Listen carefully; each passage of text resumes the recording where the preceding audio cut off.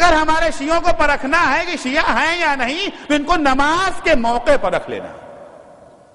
اذان ہونے کے بعد دیکھو ان میں ہلچل آئی کہ نہیں آئی, ان میں کوئی تبدیلی آئی یا نہیں, نماز کی آمادگی ہے یا نہیں ہے. امتحنوا شیعتنا عند مواقع الصلاۃ کیف محافظتهم علیہا, کہ وہ نماز کی حفاظت کیسے کرتے ہیں.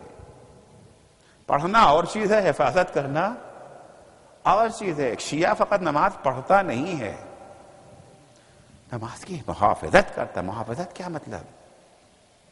یعنی نماز کو اول وقت انجام دینا. جیسے ہی نماز کا وقت آ گیا, امام خمینی اپنی کتاب آداب الصلاۃ میں لکھتے ہیں کہ پیغمبر کی حدیث کو نقل کیا ہے کہ جب انسان نماز کو اول وقت پڑھتا ہے تو نماز ایک خوبصورت شکل میں اللہ کے پاس جاتی ہے. نماز کہاں جائے گی؟ اللہ کے پاس جائے گی نا. تجسم اعمال خود ایک بحث ہے, فی الحال سے نہیں چھیڑنا چاہتا. خوبصورت شکل میں اللہ کے پاس جائے گی اور جاتے جاتے دعا دیتی جائے گی کہ پالنے والے جس طرح سے اس نمازی نے مجھے عزت بخشی تو اسے عزت بخش. اور جب انسان نماز کو دیر سے پڑھتا ہے, مگر پڑھ لیں گے ابھی کیا, مؤذن نے اذان دے دیا, پڑھ لیں گے, ابھی تو بات کر رہے ہیں. ارے بھائی جماعت شروع ہو چکی ہے, اور عشاء میں دونوں شامل ہو جائیں گے, مغرب عشاء دونوں نپٹا دیں گے. ابھی کیا جلدی کاہے کی ہے؟ ابھی تو کھانا کھا رہے ہیں, ابھی تو ٹی وی دیکھ رہے ہیں, ابھی تو میچ چل رہا ہے. بھائی فائنل میچ اگر ہے تو پھر کیا کہنا, ورلڈ کپ ہے تو کیا کہنا. نہیں دیکھنا ہے ابھی کیا ہوتا ہے, کون آؤٹ ہوا, کس نے کیا کیا. ابھی تو کاروبار کر رہے ہیں, ابھی تو بزنس ہے, ابھی تو گاہک آیا ہوا ہے, ابھی تو ان سے ملنا, ابھی تو کھانا نہیں کھایا ہے. ہزار بہانے پڑھ لیں گے, ابھی تو سورج ڈوبنے میں بڑا ٹائم ہے. اگر نماز کو انسان نے پڑھا تو مگر تاخیر سے پڑھا تو نماز, وہ بھی نماز تو جائے گی اللہ کے پاس, لیکن وہ بدصورت شکل میں جائے گی. اور جاتے جاتے نمازی کو بد دعا دیتی جائے گی کہ پالنے والے جس طرح اس نے مجھے ذلیل کیا تو اسے ذلیل کر, تو اسے ذلیل کر. سمجھ میں نہیں آتا کہ اول وقت پڑھنے میں عزت اور دیر میں پڑھنے میں ذلت کہاں سے آ گئی.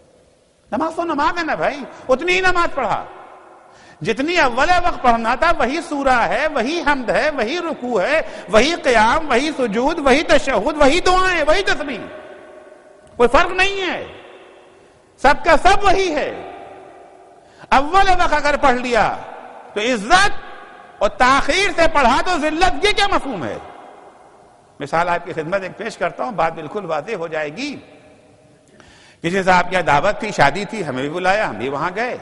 ہم نے وہاں دیکھا کہ جب یہ جو ہے وی آئی پیز آتے ہیں, اہم لوگ آتے ہیں, تو ان کو ہاتھوں ہاتھ دیتے, کھانا آیا, چائے آیا, پہلے ان کو دیتے ہیں.